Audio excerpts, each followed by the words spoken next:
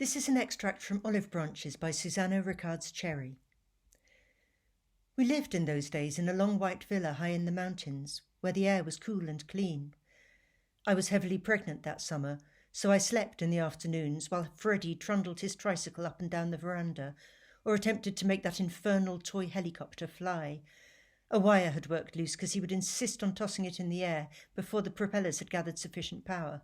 When he tried to switch it on, sometimes it launched and sometimes stood dead. Both my husband and his driver Ali had promised to look at it, but now was never a good time. My husband was working increasingly long hours due to the rising troubles. He came home preoccupied with blistering headaches, mending a toy the last thing on his mind. He was shut in on himself as I was on myself.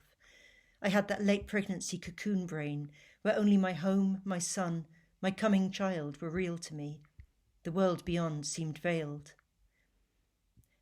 It was the hottest afternoon. I was dozing on the sofa with the windows open but the shutters drawn, deep sleep ruled out by Freddie's squeaking trike wheels, his gratingly accurate imitation putter, putter, putter as he attempted to launch the helicopter.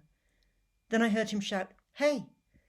His feet thundered on the wooden veranda boards outside my window. "Daddy's car, Daddy's coming home."